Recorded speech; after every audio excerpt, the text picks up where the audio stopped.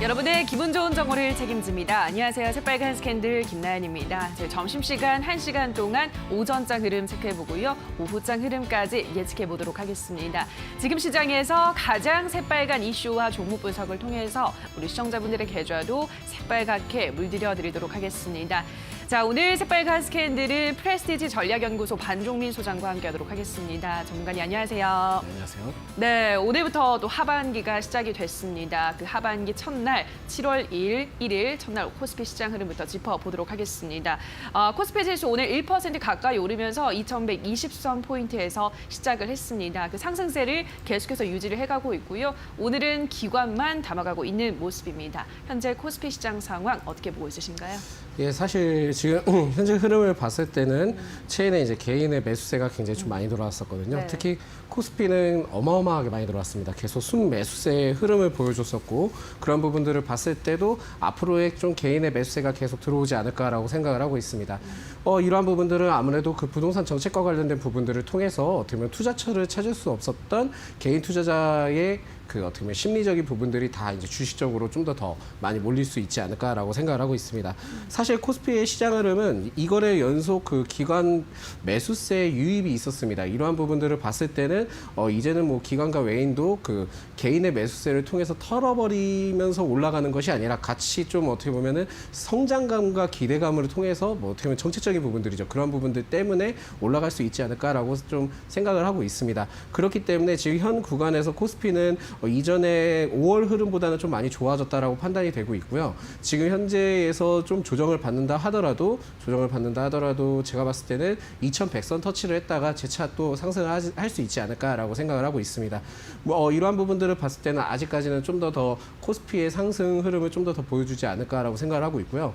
여전히 2200선을 돌파를 해서 안착하는지 안 하는지의 여부에 따라 좀 많이 달라질 수 있으니까 이 점이 굉장히 핵심적이다라는 말씀을 좀 추가적으로 드리겠습니다.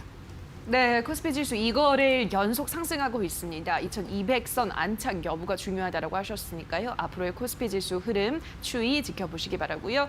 계속해서 코스닥 시장도 살펴보도록 하겠습니다. 역시나 강보 합세 이어가고 있는데요. 코스닥 상황은 어떻게 보고 있으신가요? 예, 사실 이 코스닥의 흐름이 오늘 좀 개인 매수세 유입이 되면서 지수를 좀 이끌고 있기는 하지만은 오히려 이전과의 좀 흐름이 다르게 770선을 돌파를 하느냐 마느냐에 대한 안착 여부를 계속 이제 말씀드렸었는데 안착을 하지 못하고 계속 흘러가는 모습들을 보여줬습니다. 그렇기 때문에 이번 주는 좀 더 흐름을 지켜봐야 되지 않을까라고 생각을 하고 있고요. 제가 봤을 때 이번 주의 흐름의 조정폭을 보인다면 다음 주 초반까지는 그래도 좀 더 지켜보셨다가 이후에 좀 더 그때는 매수를 좀 진행을 해보시는 게 낫지 않을까라고 생각합니다.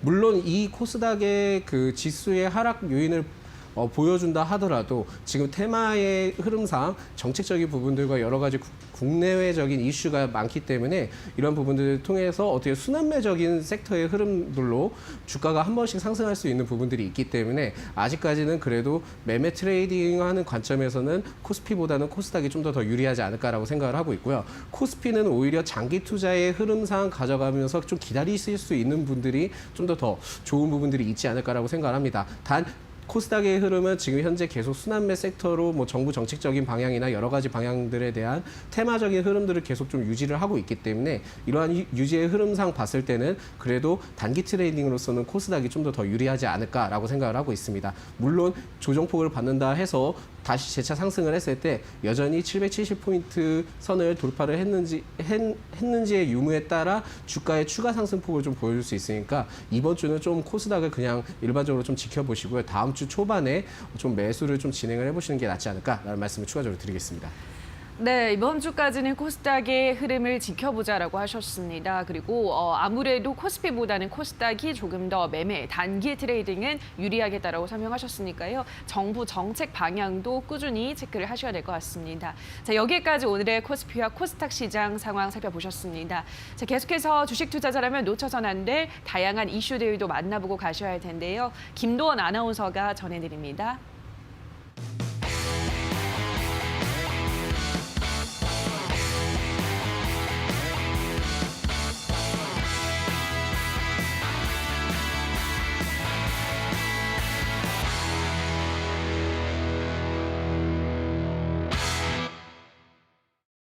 네, 오늘장 꼭 살펴봐야 할 새빨간 이슈 5가지를 준비해봤습니다. 어떤 것들이 있는지 먼저 화면으로 만나보시죠. 첫 번째 이슈는 코로나 치료제 렘데시비르 오늘부터 국내 공급이고요. 두 번째 이슈는 6월 수출 10.9% 감소, 반도체 선전, 자동차와 석유 부진입니다. 다음으로 세 번째 이슈는 증시 원동력 개인 39조 매수 언제까지 묻어둘까이고요. 네 번째 이슈는 한한령 완화 훈풍 속 힙이 엇갈린 업종은입니다. 어제 중국의 한한령 완화 소식으로 엔터와 콘텐츠, 화장품주들이 급등 흐름을 보였습니다. 오늘은 힙이가 다소 엇갈리고 있는데요. 화장품주들은 차익 실현 매물을 소화하고 있는 반면 엔터주 쪽에서는 상승세 지속되고 있는 종목들 눈에 띄고 있습니다. 관련된 분석 잠시 후에 자세하게 들어보도록 하겠습니다.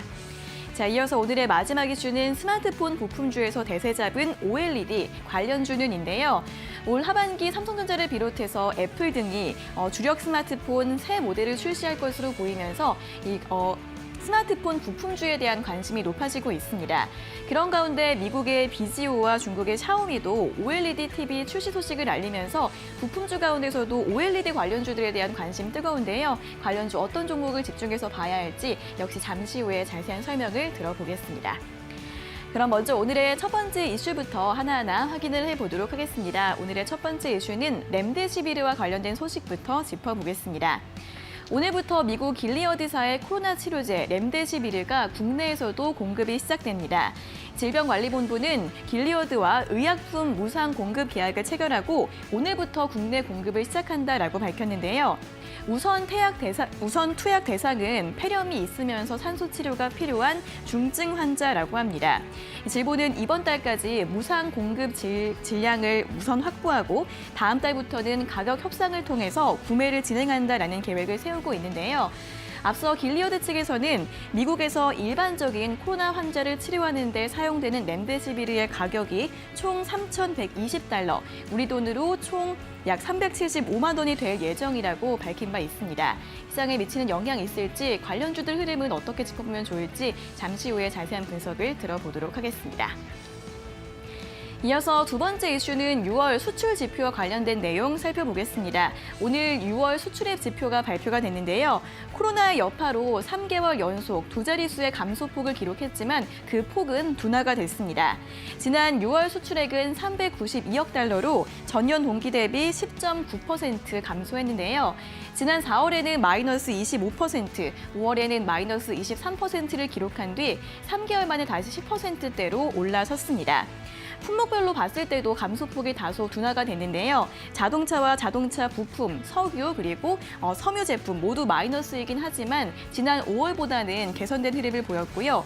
반도체는 보합세를 보였고 컴퓨터 수출액은 91% 증가하면서 9개월 연속 상승세를 이어갔습니다.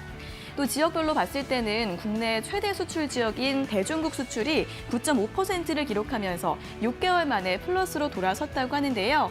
중국의 투자와 소비 생산이 지난 2, 3월에 바닥을 찍고 회복을 하면서 시차를 두고 함께 회복 중이다라는 분석 나오고 있습니다. 그리고 2개월 연속 무역 수지가 흑자를 기록했다는 점도 긍정적인 신호로 해석이 되고 있는데요. 이러한 실물 경제 지표 흐름 잘 체크해 보시면 좋을 것 같습니다. 자, 이어서 오늘의 마지막 이슈 확인해 보도록 하겠습니다. 마지막 이슈는 개인의 매수세와 관련된 내용 짚어보겠습니다. 올해 증시 반등의 원동력이 된 개인의 매수세가 어디까지 이어질지 관심이 집중되고 있습니다. 개인 투자자들은 올해 들어 어제까지 총 39조 6천억여 원을 순매수했는데요. 하지만 이렇게 개인이 계속 시장을 끌고 가는 것을 기대하기 어렵다라는 분석도 나오고 있습니다. 언제든지 개인들의 자금이 증시를 이탈할 가능성이 있다라는 건데요. 만약 개인의 투자 심리가 크게 위축될 경우에는 2차 패닉셀이 발생할 수도 있다라는 분석 나오고 있습니다. 현재 리스크 요인으로는 기업들의 2분기 실적과 경제 전망의 부정적 변화, 그리고 코로나의 2차 팬데믹 여부, 또 정부의 경기 부양 강도 약화 등을 꼽힐 수 있는데요. 이러한 부분들을 면밀히 살펴보셔야 할 것 같고요. 또한 증권사에서는 고객들이 여전히 주식 직접 투자를 선호하고 있긴 하지만 몇 달 전과 비교하면 조심스러운 모습이다라는 설명을 하기도 했습니다. 이러한 개인의 수급 흐름 잘 살펴보시면서 시장 대응 전략 함께 세워보시는 것도 도움되실 것 같습니다. 자, 여기까지 오늘의 새빨간 이슈 모두 확인해 보셨고요. 전문가님 더 자세한 설명 들려주세요. 네, 오늘의 새빨간 이슈들 확인하고 오셨습니다. 지금부터는 자세한 이슈 분석 들어가 보도록 하겠습니다. 첫 번째 이슈입니다. 렘데시비르가 오늘부터 국내에 공급됩니다. 이미 미국에서 그 치료 효과가 검증되고 FDA로부터 긴급 승인을 받았는데요. 자, 오늘 이 소식으로 렘데시비르 원료를 만들고 있는 파미셀 상승세를 보여줬습니다. 어떤 종목을 좀 짚어보면 좋을까요, 전문가님? 예, 사실 지금 흐름을 봤을 때도 어떻게 보면은 파미셀이 이전에보다 굉장히 좀 많이 높아졌죠. 네. 3개월 사이에 거의 제가 계산을 해본 결과 거의 한 200%, 300% 정도의 그 상승폭을 보여줬는데 지금 현재 어떻게 보면 렌데시비르 관련된 부분들을 봤을 때는 이 파미셀이 굉장히 좀 수혜를 받을 수 있었던 부분들이 있었거든요. 사실상 그렇습니다. 그 원료를 공급하는 그 파미셀이 굉장히 좀 주목을 받았던 부분들이 있었는데 오늘자 이제 국내에서도 유통을 한 부분들을 봤을 때는 렘데시비르가 유통된 부분들을 봤을 땐 파미셀이 상승을 해야 정상이거든요. 근데 이런 부분들보다는 지금 오히려 주가의 그 상승폭이 굉장히 좀 적은 편을 봤을 때는 오히려 지금 이 렘데시비르 관련된 종목들은 좀 당분간은 좀 하락을 하실 수 있지 않을까라고 좀 생각을 하고 있습니다. 이러한 대표적인 사례를 말씀드리자면은 사실 이 렘데시비르 그 길리어드 사이언스에서 어떻게 보면 제작을 한 거죠. 제품을 만든 건데 이러한 부분들을 봤을 때 좀 더 코로나19가 확산되면서 좀 더 기대감을 가질 수 있을 것이다라고 판단을 했을 겁니다. 하지만 지금 가격이 굉장히 비싸죠. 지금 국내에서 오늘부터 유통을 했을 때 280여만 원 정도의 그 가격으로 책정이 된 부분들이 있는데 사실 원래는 한 700만 원, 800만 원에 달하는 가격이었었습니다. 근데 네. 이렇게 갑자기 가격이 내려간 이유는 덱사메타손과 관련된 부분에 대해서 지금 효능과 관련된 부분들이 되냐 안 되냐의 네. 말이 나오거든요. 이 덱사메타손이 거의 뭐 7,000원, 막 33원 이렇게 지금 얘기가 나오고 있다 보니까 그거의 가격 대비 이 렘데시비르가 거의 가격이 막 1,100, 2,100 정도의 가격이 되는 거잖아요. 굉장히 높죠. 네. 그렇기 때문에 오히려 이런 부분들을 봤을 때는 후발주자의 덱사메타손과 관련된 부분들이 어떻게 보면은 경쟁업 쪽인 부분들을 통해서 렘데시비르가 관련된 부각이 받았음에도 불구하고 상승하지 못하지 않았을까라고 좀 생각을 하고 있습니다. 파미셀의 흐름을 좀 보겠습니다. 파미셀 솔직히 지금 5월달 이후로부터 6월달 이후로부터 조정폭을 보여주고는 있지만은 아직 수급 현황은 깨지지 않은 부분들이 있습니다. 즉 한 번 정도는 상승폭을 좀 더 보여줄 수 있지 않을까라고 생각을 하거든요. 하지만 상승폭을 보여준다 하더라도 2만 한 2,000원 이상에서 좀 다시 이제 윗꼬리를 달고 내려올 수 있지 않을까라고 좀 생각을 하고 있습니다. 이러한 부분들은 아마도 그 길리어드 사이언스의 렘데시비르의 중증 환자 대상으로 이제 투약을 했을 때 이 부분에 대해서 긍정적인지 부정적인지 아직까지 판단이 되지 않았기 때문에 주가 상승폭을 좀 보여주지 못했다라고 생각하는 부분들이 있거든요.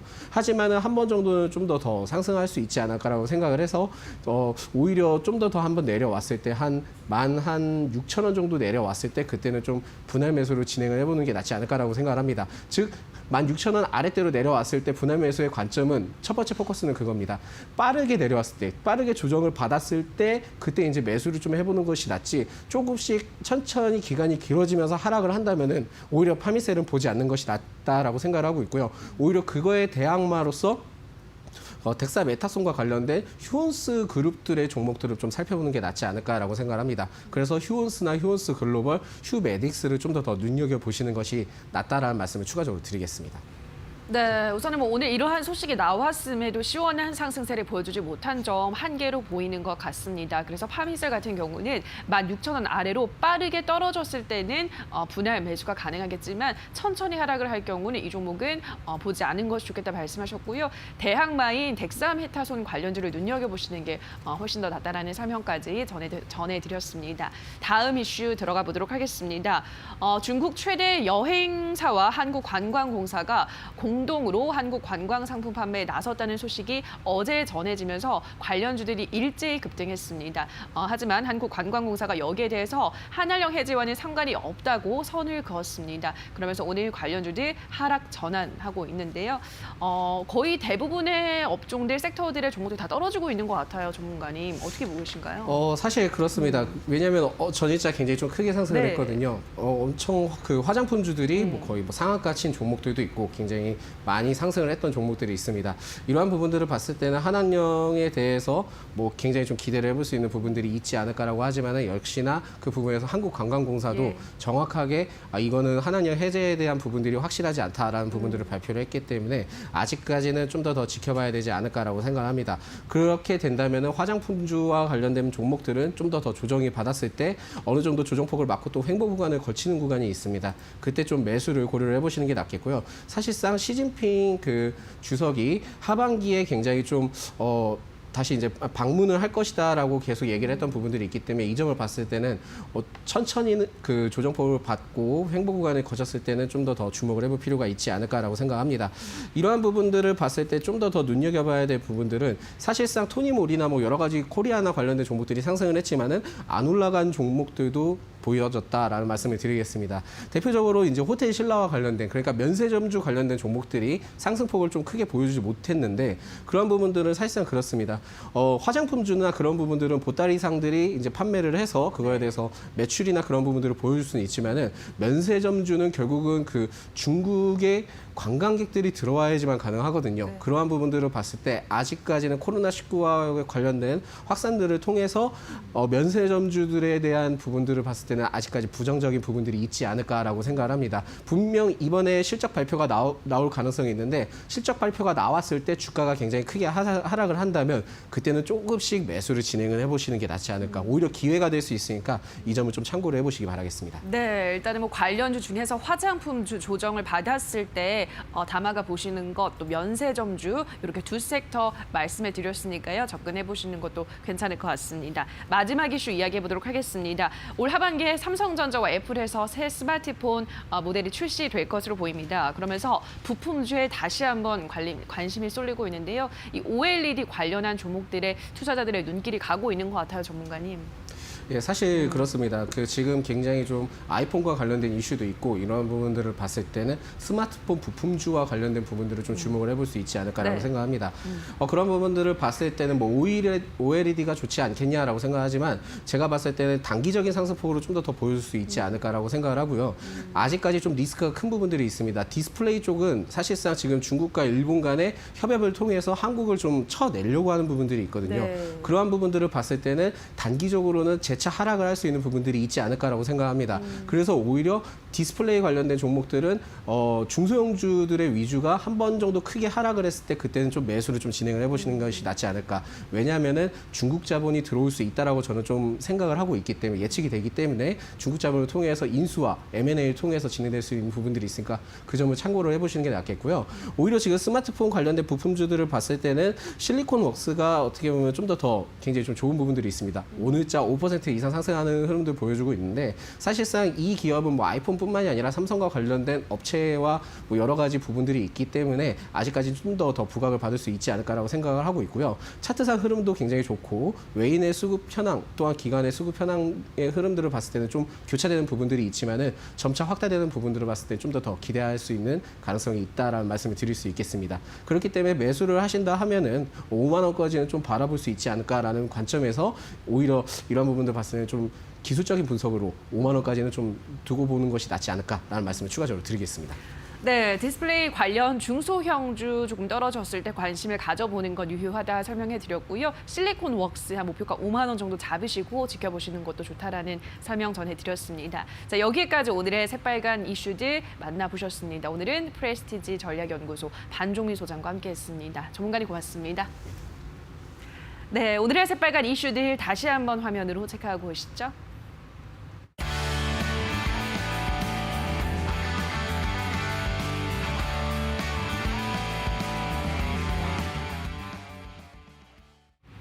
네, 계속해서 주식시장의 맥을 짚고 이슈가 우리 시장에 주는 영향까지 한 번의 빨간 펜으로 체크해보는 시간입니다.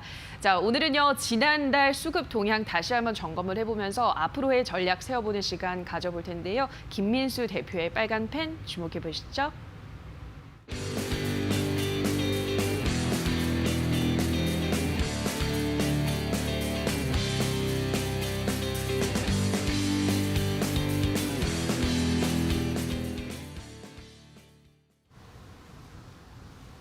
안녕하십니까. 김민수의 빨간펜 시간입니다. 오늘은 지금 벌써 이제 7월 1일, 그러니까 즉 하반기가 시작되는 첫날인데요. 그러다 보니까 한 6개월이 코로나19 때문에 정신없이 지나간 게 아쉽기도 하지만 더 아쉬운 거는 세월이 이렇게 빠르구나라는 쪽에 대해서 상대적으로 좀 좌절감을 느끼는데, 하반기는 상반기에 좀 못다한 계좌 수익률을 부쩍 끌어올리는데 노력을 하셔야겠죠. 그런 관점 쪽에서 일단 6월 달 어떻게 보면 여러 가지 수급들의 동향들을 한번 점검해보고 또 투자 아이디어를 한번 짜보도록 그렇게 하도록 하겠습니다. 그래서 가장 먼저 눈여겨봐야 될 부분들이 특히 6월 달 투자자별 매매 동향인데요. 다 아시는 것처럼 6월 달도 역시나 개인들이 매수했다는 쪽에서는 당연히 눈길이 가고 있는 상황들이고요. 특히 외국인과 기관은 코스피 쪽에서는 모두 다 매도, 특히 기관의 매도세가 좀 더 커지고 있다는 게 6월 달이 확인된 부분들이고요. 또 하나 눈여겨볼 거는 선물 같습니다. 특히 지금 지난번에도 잠깐 언급드렸지만은 어떤 지금 백워데이션, 그래 즉 선물보다 현물이 더 저평가가 되어 있는 현상이 나오다 보니까 외국인들이 아무래도 공매도가 규제된 부분들과도 같이 연결될 수 있는 부분들인데, 선물을 매수하고 현물을 파는 구조 쪽으로 지금 대응을 하고 있다는 관점 쪽에서 일단 아직 외국인들에 대한 정확한 시각들은 어떻게 보면 현물만 판다라고 볼 수는 없는 시각이죠. 그런 쪽으로 봤을 때 또 하나 아쉬운 부분들은 연기금은 지금 한 2,100선 이상에서는 관심이 없다라는 게 뚜렷하게 나오고 있는 상황들이고요.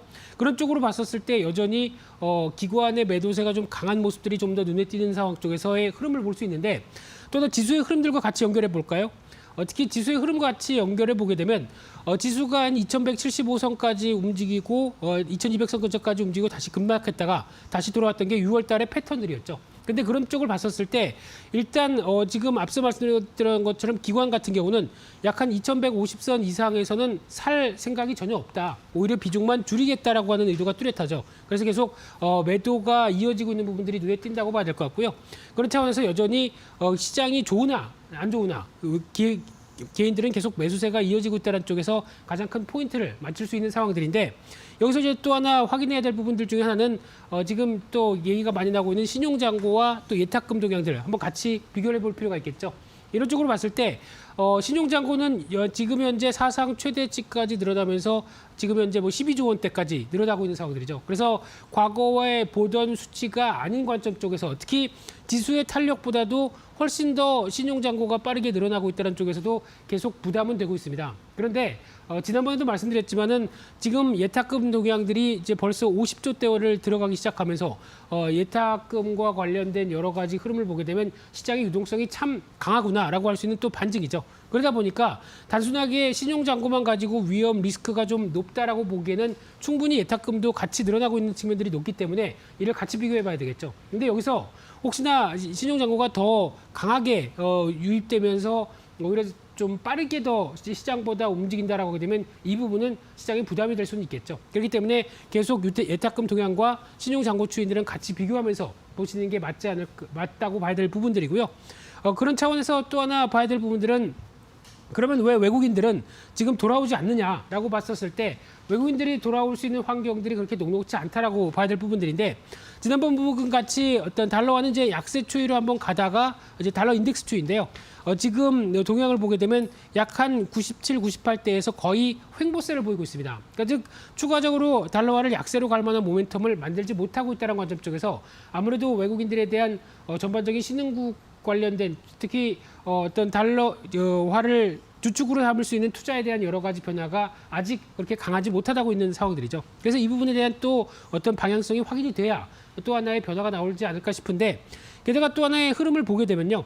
지금 동향을 봤었을 때 눈여겨볼 수 있는 게 글로벌 펀드 자금에 대한 유출입 동향을 보게 되면 일단 지금 관련돼서 주식 쪽과 관련된 부분들은 지금 4월달, 5월달 모두 다 지금 주식 쪽에서는 빠지고 있는 추세고요. 오히려 지금 채권 쪽에 대한 강한 변화, 특히 신흥국보다도 선진국 쪽에 대한 채권들이 오히려 매수세가 좀 더 유입되고 있다라고 하게 되면, 즉 이 기조를 봤었을 때 아직 신흥국도 그리고 거기다가 또 주식 관련된 신흥국의 위험 자산 쪽으로는 어떤 유입 속도가 그렇게 강하지 않다는 쪽으로 봐야 될 것 같고요.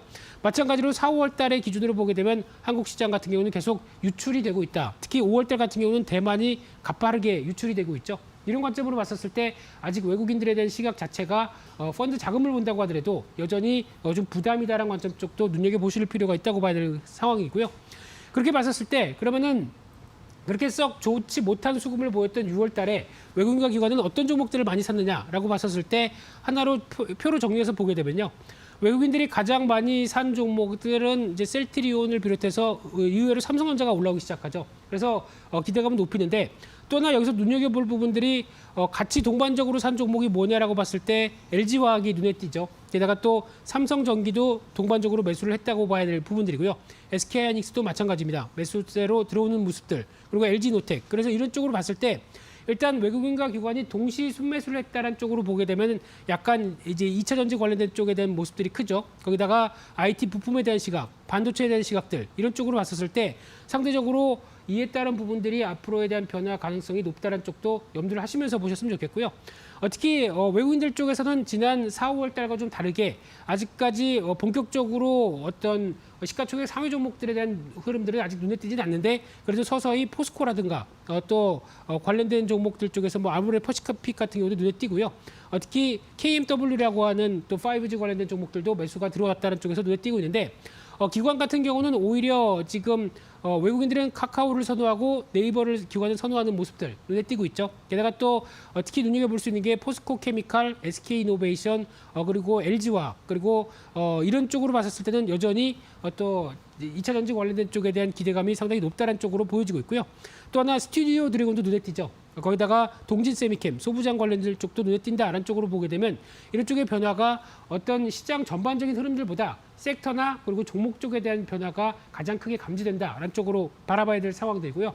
이런 쪽으로 봤었을 때 그러면 외국인과 기관이 사는 종목 쪽에서 가장 또 관심 있게 봐야 될 종목들이 뭘까라는 쪽으로 봤을 때 두 종목으로 압축을 했습니다. 첫 번째로는 원익 IPS라는 회사고요.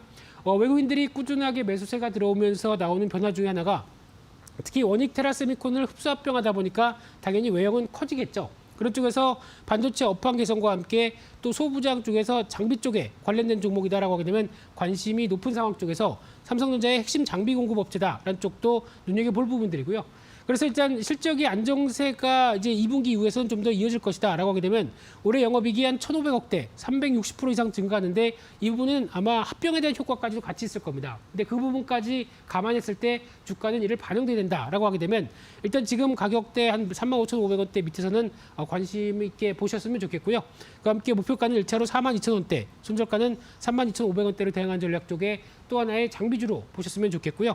또 하나 두 번째 종목으로 봤을 때는 기관이 관심이 많은 종목 중에 하나가 LNF라는 종목입니다. 이 종목 같은 경우는 2차전지 양극화 물질을 생산을 하는데 일단 가장 중요한 게 실적이 그동안 좀 부진했습니다. 왜냐하면 관련돼서 ESS 쪽으로 높이 비중을 갖다 보니까 그동안 이어졌던 화재라든가 이런 부분들 쪽에서 아무래도 실적에 대한 부담감이 있었는데 턴어라운드가 이제 하반기에는 진행이 될 걸로 보여지고 있고요. 전기차 비중이 확대되면서 나오는 여러 가지 변화도 기대가 되는데 하나 이제 유상증자가 실시가 되죠. 그에 따라서 8월 말까지 이어지는 유상증자 일정들 눈여겨 보실 필요는 있겠는데 그래도 개선이 뚜렷하게 된다는 관점으로 보게 되면 매수가 3만 원대 이하 쪽에서 그리고 또 목표가는 4만 3천 원대, 손절가는 2만 7천 원대 정도로 가져가면서 대응하는 전략들이 좋겠다라고 보여지고 있습니다.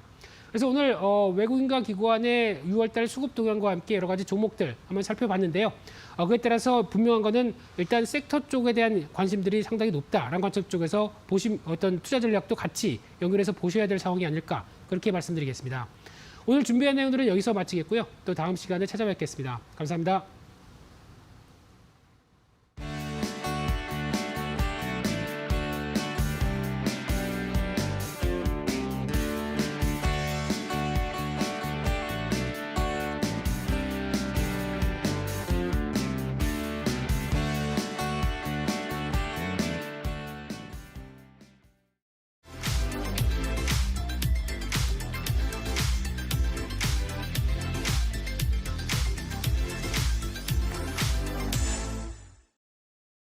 네, 오늘 김민수 대표의 빨간펜 시간에서는 6월 시장 수급 동향 점검하면서 관심 가져볼 만한 종목까지 제시해드렸습니다. 다만 저희가 방송에서 전해드리는 내용은 투자 판단에 대한 조언일 뿐이라는 점 유의해 주시고요. 자, 그렇다면 오늘 오전장 우리 투자자분들은 어떤 종목에 주목하셨을까요? 인기 검색 상위에 랭크된 새빨간 종목들 지금 바로 만나보시죠. 자, 먼저 10위에는 신풍제약입니다. 현재 파란불 켜져 있습니다. 9위에는 이글벳인데요. 중국에서 인간에게 감염되는 특징을 가진 신종 돼지 독감 바이러스가 발견됐다는 소식에 관련주들 이틀째 강세를 보이는 가운데 이 종목은 오늘 10% 넘는 급등세 나타내고 있습니다. 8위에는 HLB인데요. 이 종목은 오늘 2% 넘게 떨어지고 있습니다. 한편 한한령 해제 기대감으로 전거래 일제히 올랐던 관련주들 오늘은 하락 전환하고 있습니다. 7위에 호텔신라 역시 오늘장 소폭의 하락세 이어가고 있고요. 6위에 아무레퍼시픽도 하락세 나타내고 있습니다. 5위는 풍국주정, 4위는 코오롱생명과학, 3위는 메지온, 2위는 마이크로밀 엠브레인, 1위는 YG플러스까지 지금 바로 분석합니다. 네, 지금부터는 100% 리얼입니다. 한 포털 사이트 종목 토론방에 실시간으로 올라오는 글을 보면서 전문가의 종목 분석까지 들어보는 시간인데요. 자, 오늘은 유창희 대표와 함께하도록 하겠습니다. 전문가님 안녕하세요. 안녕하십니까? 네, 반갑습니다. 바로 오늘의 5위부터 만나보도록 하겠습니다. 자, 오늘의 5위는 풍국주정입니다. 오늘 수소차 관련주들 강한 가운데 이 종목도 상승세를 보여주고 있습니다. 저는 수소차 관련주니까 일단 고를 들어보도록 하겠습니다. 전문가님의 의견은요? 네, 저는 스탑을 좀 외치겠습니다. 알겠습니다. 스탑을 외치면서 풍국주정 토론방 확인해 보도록 하겠습니다. 안 파는 게 좋을 걸. 어차피 수소가 대세야. 더 간다. 26,700원에 물렸네. 나한테 왜 이러냐 진짜. 오늘 못 가면 그냥 손절 각인가요? 마이너스 25%에서 드디어 플러스로 전환됐다. 이제야 숨통이 트이는 것 같은데 어째 좀 불안타라고 하셨습니다. 좀 다양한 의견들이 올라와 있는데요. 일단 첫 번째 게시글부터 보면은 26,700원에 물렸다. 어떡하냐라고 하셨거든요. 오늘 못 가면 그냥 손절을 해야 하나라고 하셨는데 어떻게 보세요, 전문가님? 지금 풍국주정 차트만 본다라면 네. 나쁜 편은 아니에요. 이게 이제 윗꼬리가 좀 달리면서 약간 이제 상승폭이 둔화되는 게 좀 아쉬운 감이 있지만 계속해서 좀 고점대에서 머무르면서 계속 좀 치고 나가려고 하고 있는 모양이 연출되어 왔었기 때문에 오늘 조금 눌림목이 조금 못 올라간다고 해서 시세가 끝났다라고 말씀드릴 수는 없습니다만은 오늘 전체적으로 그 수소 테마주들이 좀 약세를 띠고 있습니다. 네. 그리고 풍국주정 같은 경우는 과거와는 다르게 최근 수소 테마주들이 좋은 흐름을 보여줬을 때 못 올라갔었어요. 그렇다면 무슨 얘기냐면 단순하게 이제 수소차 관련된 것이 그냥 연료 이런 쪽보다는 이제는 배터리라든지 좀 다른 부분들에 조금 더 포커스가 맞춰지고 있다라는 것이죠. 그래서 좀 테마의 흐름이 좀 변화가 되고 있는 부분들이 좀 있다 보니까 더 강한, 그러니까 수소차 시장은 앞으로 더 성장할 수밖에 없는 것이겠습니다만은 풍국주정의 현재 포지션만 놓고 보기에는 주가 상당히 좀 부담스럽다. 그리고 새로운 그 흐름에 조금은 뒤로 밀릴 수밖에 없는 상황이다 보니까 당장 매도하실 필요까지는 없겠습니다만은 조금 더 흐름을 보시면서 대응하시고 좀 그 목표가, 그러니까 수익률 자체는 좀 낮게 보고 대응하시는 게 바람직하지 않을까 생각하고 있습니다. 네, 지금 좀 부담스러운 구간에 놓여 있다라고 설명을 하셨습니다. 그럼 다음 게시글을 바로 보도록 할게요. 마이너스 25%에서 드디어 플러스로 전환이 돼서 숨통이 좀 트이는 것 같은데 좀 불안하다라고 하셨습니다. 전문가님이랑 비슷한 의견인 것 같은데 그러면은 지금 구간에서는 어느 정도까지 목표가를 설정해 보는 게 좋을까요? 마이너스 25%라면은 최근이 아니신 것 같아요. 왜 그러냐면 이게 최근 주가가 하락했었던 적이 없었거든요. 네. 그러니까 하락했었던 것은 3월 달이거든요. 이때 이제 좀 손실을 좀 보고 나서 지금 수익으로 좀 전환된 상황이 아닌가 생각을 좀 하고 있습니다. 그래서 저는 조금 더 일단 목표가는 한 3만 원까지 열려 있다라고 보고는 있어요. 이게 이제 테마이기 때문에 언제든지 이제 주가라는 게 또 고점을 돌파시키게 된다라면은 신고가 패턴을 갈 수밖에 없는 부분들이라서 목표가 3만 원을 놓고 좀 대응하실 필요는 있겠습니다만은 이것을 조금 그 변동성은 좀 있을 수 있기 때문에 좀 올라가면 올라갈수록 비중을 좀 줄여나가자. 그러니까 딱 3만 원 목표까지 다 팔아야지 하는 게 아니라 한 27,000원, 8,000원, 9,000원 올라갈수록 비중을 조금씩 줄여나가는 전략을 잡는 게 좋지 않을까 생각하고 있습니다. 네, 27,000원 구간대에서부터 조금씩 분할 매도하시라는 전략 제시해드렸습니다. 다음 종목 바로 만나보도록 할게요. 오늘의 4위 종목은 코오롱 생명과학입니다. 이 골관절염 치료제, 유전자 치료제 인보사를 둘러싼 의혹으로 검찰 수사를 받아오던 이용열 전 코오롱 코오롱그룹 회장의 구속영장이 기각되면서 오늘 코오롱 그룹주들 올라가고 있습니다. 이 종목 20% 가까운 상승세 나타냈는데요. 저는 뭐 스탑을 들겠습니다. 전문가님의 의견은요? 네, 저도 스탑을 좀 외치고 싶습니다. 알겠습니다. 그럼 같이 스탑을 들면서 토론방 측해 보도록 하겠습니다. 코오롱 생명과학에 대한 의견입니다. 여기 62층인데 고3병 걸리겠어요. 제자리 한 달 안에는 오겠죠. 희망 고문이라도 제발. 겨우 그룹 회장 구속 면했다고 급등. 계속 가기엔 재료가 너무 약하다. 종가 보합 예상. 아까 갈 때 팔 걸 또 강제 버티기네. 내 인생에 손절은 없다. 버텨본다라고 하셨습니다. 일단은 겨우 그룹 회장 구속을 면했다고 급등하냐, 올라가게 재료가 좀 약하다라고 하셨는데 저도 이제 이 게시글에 좀 공감이 가더라고요. 전문가님 의견 어떠세요? 그렇죠. 단순하게 이제 그룹 회장 뭐 구속이 네. 면했다고 해서 뭐 면제부가 나온 건 아니거든요. 그리고 뭐 코오롱 생명과학, 코오롱 티슈진의 제품 자체가 지금 뭐 허가 취소가 된 상황에서 네. 물론 미국에서 계속 뭐 임상 실험을 한다, 뭐 계속해서 뭐 추가적으로 뭐 준비를 하겠다라고 하지만 좀 잃어버린 신뢰를 회복하기는 쉽진 않다 생각을 좀 하고 있어요. 그래서 뭐 이 회사가 상장 폐지가 안 된 부분들 그리고 좀 미국에서 계속 실험을 그 연구를 한다라는 부분들의 기대감으로 주가가 한번 올라갔었습니다만은 그 이후에 뭐 기업은 결국은 실적을 내야 되는 상황인데 실적이 안 나온다라면 쉽진 않다. 그래서 저는 조금 중립적인 시각에서 오히려 추가적인 하락을 좀 염두에 놓고 접근하실 필요가 있지 않을까 생각 좀 하고 있습니다. 네, 알겠습니다. 그러면은 다음 게시글을 바로 보도록 할게요. 아까 갈 때 팔 걸 내 인생에 손절은 없다, 버텨본다라고 하셨는데 그러면 여기서 좀 버텨보는 거는 어떻게 생각하세요? 저는 버티는 걸 썩 좋은 건 아니다 생각을 좀 하고 있어요. 이게 왜 그러냐면 네. 이게 코오롱 생명과학이 치고 나갈 거였으면은 이미 뭐 지난달이나 이번 달 6월달 중순쯤에 치고 나갔어야 되는데 그게 아니라 밑으로 흘러내렸다라는 것이죠. 흘러내렸다는 얘기는 실망 매물이 좀 많다라는 것이고 최근에 이제 바이오 관련해서는 코로나 이슈가 있는 기업들을 제외하고는 그렇게 이렇다 할 모멘텀이 좀 없습니다. 그러면 코오롱 생명과학은 일단은 뭐 좀 죄송스러운 말씀이지만 최소한 뭐 25,000원대까지의 추가 하락은 열려 있다. 그리고 또 그 이하로도 하락할 수도 있는 상황이라서 뭐 손절을 안 하신다라면 뭐라 말씀 못 드리겠습니다. 저는 만약 제 지인이라면 네. 도시락 싸들고 다니면서도 빨리 팔라고 일단은 팔라고 말씀드리고 싶습니다.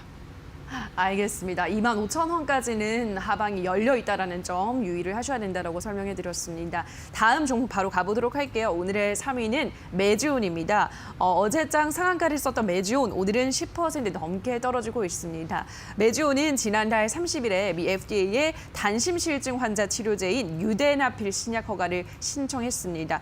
그 공시에 어제장에 상한가를 쓴 건데요. 전 오늘은 뭐 다시 하락을 하고 있지만 그래도 좋은 재료이지 않을까 싶어서 고를 한번 들어보도록 하겠습니다. 전문가님의 의견은요? 네, 저는 스탑을 좀 외치고 싶습니다. 알겠습니다. 오늘 좀 좀 3번 연속 스탑을 외치면서 토론방 측해 보도록 하겠습니다. 메지온에 대한 의견입니다. 인간적으로 이게 적정가라고 보냐? 희귀 신약 승인 제출한 회사 주가라고 보기엔 참 점점점 주린이 파란불 보고 왔습니다. 지금이 들어갈 때인가요? 오늘 22만 원에 매수하고 좌절 중 토론방 보니 버티면 간다는데 진짜 버티면 갈까요? 라고 하셨습니다. 다들 좀 궁금하신 점들이 많은 것 같아요. 우선은 첫 번째, 지금이 들어갈 때냐라고 하셨습니다. 어제 이제 상한가를 치고 떨어져서 오히려 지금 들어가도 되지 않을까라고 생각하시는 분들 많으신 것 같아요. 전문가님 네. 아닌가요? 참 메지온이 네. 이제 이번 이 약품 때문에 지금 반응한 건 아니죠. 그 점도 계속해서 좀 주가가 우상향하면서 상당히 많은 주가 상승을 보여줬고 엄밀히 따지면 최근 1년 동안 흐름을 본다라면 뭐 이렇다 할 모습을 보이지 못하고 있습니다. 물론 이제 그 10만 원 하단은 그냥 무시를 한다고 치고 정상적으로 본다고 하더라도 한 15만 원을 전후로 해가지고 좀 박스권 흐름을 좀 보여주고 그러면서 상단이 한 25만 원 정도의 고점대에서 좀 막히는 부분들인데 신약이 아직 나온 것이 아니고요. 또 후보 물질이고 이것이 가능성이 있다고 해도 당장 이 매출로 반영되는 시간이 필요하다는 것이죠. 물론 이제 뭐 파이프라인을 이제 수출이라든지 이런 것을 기술 이전 수출 이런 것을 한다라면 모르겠습니다만 그런 것들도 했다가도 취소되는 경우도 많이 있었기 때문에 25만 원 정도를 어저께 이제 상한가를 기록을 했고 오늘도 만약에 시장이 나쁘지 않은 상황에서 치고 나갔다 그러면 더 올라갈 수 있다라고 새로운 뭐 시세를 분출시키면서 올라갈 수 있다라고도 말씀드릴 수 있겠습니다만은 그게 아니라 오늘 어저께 상승한 거에 상당 부분을 좀 되돌림이 나오고 있다라는 것이죠. 그렇다라는 투자자들도 추가적인 상승에는 좀 부담을 느끼고 원래 이슈가 그러니까 기존에 똑같은 이슈로 새로운 주가를 그려나가기는 쉽지 않다라는 것입니다. 그래서 저는 조금 더 행보세, 그러니까 옆으로 현재와 같은 비슷한, 그러니까 하단이 한 15만 원대, 상단이 한 20만 원 중반 정도의 박스 흐름을 그릴 가능성이 높지 않을까. 그러면 무리하게 여기서 신규 접근하시기보다는 조금 조정이 나왔을 때 좀 뉴스를 기대하면서 매수하신 전략이 좀 더 맞지 않을까 생각하고 있습니다. 네, 일단 박스권 흐름을 보일 가능성이 높다라는 점 말씀드렸습니다. 참고해 보시기 바라고요. 다음 오늘의 2위 종목 만나보도록 하겠습니다. 오늘의 2위는 마이크로밀 엠브레인입니다. 온라인 리서치 전문 기업인 이 종목이 오늘 코스닥 시장에 처음 상장이 됐습니다. 상장되자마자 장중에 상한가에 도달한 건데요. 일단은 뭐 이렇게 3-4개 주들은 좀 단기적으로는 좀 올라가는 것 같더라고요. 그래서 일단은 고를 한번 들어보도록 하겠습니다. 전문가님의 의견은요? 네, 저는 좀 고를 외치고 싶습니다. 알겠습니다. 고를 들면서 토론방 체크해 보도록 하겠습니다. 마이크로밀 엠브레인에 대한 의견입니다. 16,000원 매수 완료, 한 달 묵혀두고 지켜볼 겁니다. 아직 모자라 50%는 더 올라야 한다. 25,000원 거기까지. 현직 마케터다. 지금 마케팅 조사 업체 다 적자인데 왜 사냐? 다들 정신 차려라 라고 하셨습니다. 따끔한 말씀까지 해주셨는데 일단은 첫 번째 게시글부터 보도록 하겠습니다. 16,000원에 매수를 완료했다. 한 달을 묵혀둘 거다라고 하셨는데 한 달 묵혀두면 어디까지 좀 올라갈 거라 보시나요? 이게 이제 신규 상장주라서 뭐라고 말씀을 못 드립니다. 왜냐하면 어떤 뭐 회사 자체가 이제 상장을 네. 한 기업 공개를 한 내용을 바탕으로 본다고 하더라도 주가가 어느 정도 상당히 좀 반영된 부분들이 좀 있어서 흐름 좀 며칠 더 흐름을 좀 봐야 된다는 생각을 좀 하고 있는데 네. 뭐 정말 좋게만 본다라면 좋은 흐름만 계속 이어간다라면 뭐 최소 3만 원 정도까지는 갈 수 있다 생각을 좀 하고 있는데 그게 아니라 그러면 그냥 좀 여기서 지지부진한 모습을 보일 가능성이 높다 생각하고 있습니다. 근데 왜 좀 고를 외쳤냐면은 네. 이 회사가 그 뭐 이제 시장 조사 네. 이런 업체인데 스마트폰으로 이제 앱을 통해서 조사를 한다라는 것이죠. 근데 이런 것이 기존에 뭐 쉽게 말씀드리면 여론조사라는 게 대부분 전화로 이루어지거나 네. 혹은 뭐 시장 길거리에서 대면 조사를 통해서 이루어진 것들이 정확도가 그렇게 많이 높지가 않다라는 것이죠. 응답률이 낮아지니까. 근데 이 회사는 뭐 그런 부분들에 대해서 조금 강점을 갖고 있고 또 최근에 이제 그 정보법이 좀 바뀌지 않았습니까? 네. 그래서 개인정보법을 활용해서 당장 이제 뭐 수익 사업을 내는 부분들은 조금 제재가 있겠습니다만 앞으로 이런 부분은 계속 풀릴 수밖에 없다는 것이죠. 빅데이터 수요라든지 이런 것들이 있기 때문에 그래서 그런 걸 본다라면 이 회사가 어쨌든 시장 1호 기업이라는 거, 시장을 좀 먼저 치고 나가고 있다는 걸 본다라면 꼭 이 회사만 있다는 건 네. 아니지만 상장을 한다는 것 자체에 프리미엄을 좀 준다라면 전 앞으로의 성장성을 조금 더 크게 놓고 봐야 되지 않을까 생각하고 있습니다. 알겠습니다. 아무래도 신규 상장주다 보니까 뭐 가격 전략을 제시하기는 지금 구간에서 무리지만 어쨌든 앞으로의 상승 가능성은 남아 있다라는 점 설명해 드렸습니다. 자, 이제 오늘의 1위 종목 바로 만나보도록 할게요. 오늘의 1위는 YG 플러스입니다. 블랙핑크 효과로 4거래일 연속 올라가고 있습니다. 지난 전 거래일 또 29일, 30일에는 상한가까지 마감을 하기도 했는데요. 저는 이제 좀 많이 올라갔으니까 여기서는 한번 스탑을 들어보도록 하겠습니다. 전문가님의 의견은요? 네, 저도 스탑을 좀 외치고 싶습니다. 알겠습니다. 그럼 같이 스탑을 들면서 토론방 체크해 보도록 하겠습니다. YG 플러스에 대한 의견입니다. 오늘의 승자 4,000원에 팔고 밑에서 잡은 사람은 나. 이번 주 최소 6,000원까지 갈 것 같은데 온 우주의 기운을 받아서 전 세계로 뻗어보자. 한알용 소재는 이제 끝이다. 이제는 돼지열병 테마로 가자라고 하셨습니다. 일단은 이번 주에 최소 6,000원까지 갈 것 같다라고 하셨습니다. 지금 한 3,500원 구간대에 있었는데 6,000원까지 어떻게 보세요, 전문가님? 저는 뭐 못 간다고 말씀 못 드리겠습니다만 쉽진 않다 생각을 좀 하고 있습니다. 왜 그러냐면 YG 플러스가 운이 좀 좋았죠. 네. 블랙핑크의 복귀 소식하고 한알령의 해제 이런 부분들이 같이 맞물리면서 어저께 그저께 이틀 동안 상한가를 기록을 한 상황이고 그러한 이슈가 이제 좀 소멸될 수밖에 없는 부분들이라는 것이 이미 주가에 선반영된 측면이 있고 블랙피크만 가지고 회사의 주가가 뭐 2배, 3배 이상 올라가기 쉽진 않다. 시작점이 2,000원 정도에 시작을 했기 때문에 이미 4,000원대까지 올라갔다가 조정이 나오는 것이라면 이게 급락까지는 가진 않겠습니다만은 최소한 현재 가격대에서 옆으로 좀 짧게는 일주일, 길게는 조금 한 열흘 이상, 2주 이상의 좀 행보세를 보여주면서 좀 흐름이 뭐 한알령 추가적인 어떤 기대감이라든지 혹은 뭐 블랙피크의 어떤 반응, 초기 반응 이런 부분들에 조금 더 신경을 써야 되지 않나 생각을 하고 있기 때문에 지금 무리하게 접근하실 필요는 없고 조금 흐름을 보면서 대응하시면 좋지 않을까 생각하고 있습니다. 네, 앞으로의 흐름을 좀 지켜보면서 대응을 하는 게 좋겠다는 의견 전해드렸습니다. 자, 여기까지 오늘의 새빨간 종목들 만나보셨는데요. 전문가의 의견 다시 한번 화면으로 체크하고 보시죠.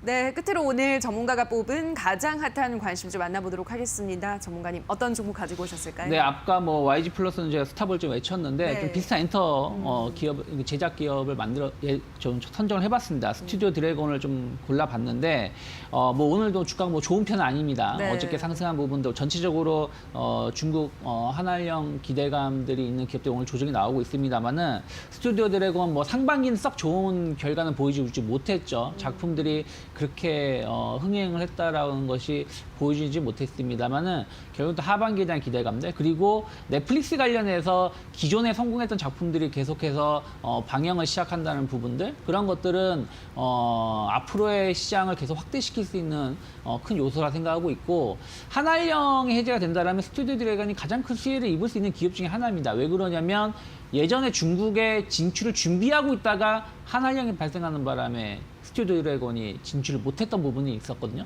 근데 이제 그것이 풀린다라면 뭐 가장 크게 그쪽으로 좀 진행을 할 수 있는 기업 중에 하나다라고 본다라면 전체적인 분위기 자체는 좀 좋아지고 있고 또 약간 이제 언택트 관련해서도 이러한 엔터지라든지 제작사들에 대해서의 주목도가 계속 커지고 있는 거 본다라면 저는 충분히 지금 가격대에서 매수하신 전략 나쁘지 않다. 상단에서 추가적으로 하락이 나오는 것이 아니라 고점 돌파를 시도하고 있는 거 본다라면 저는 현재 가격대에서 좀 관심 있게 보시면 좋다 생각하고 있고 단기 목표가는 10만 원 정도 열어놓고 고점 갱신에 대한 기대감으로 끌고 가신 전략이 좋다 생각하고 있고요. 한 7만 8천 원 정도를 크게 이탈하지 않는다라면 저는 오히려 모아갈 수 있다. 왜냐하면 최근의 흐름 자체가 7만 8천 원 위에서 박스권 행보를 보여줬기 때문에 이 구간은 계속해서 좀 물량을 모아가거나 투자를 할 수 있는 가격대라 생각을 좀 하고 있습니다. 네, 오늘의 핫한 관심주 스튜디오 드래곤 제시해드렸습니다. 여기까지 오늘은 유창희 대표와 함께했습니다. 전문가님 고맙습니다. 고맙습니다. 네, 새빨간 스캔들 오늘 저희가 준비한 순서는 여기까지입니다. 저희와 함께하신 시간 어떠셨나요? 부디 큰 도움이 되셨길 바라고요. 다만 저희가 방송에서 전해드리는 내용은 투자 판단에 대한 조언일 뿐 해당 종목의 상승과 하락을 보장하진 않는다는 점 유의해 주시기 바랍니다. 남은 오후장도 성공 투자 이어가시기 바랍니다. 저희는 내일 다시 찾아뵙도록 할게요. 오늘 방송 함께해 주신 여러분 고맙습니다.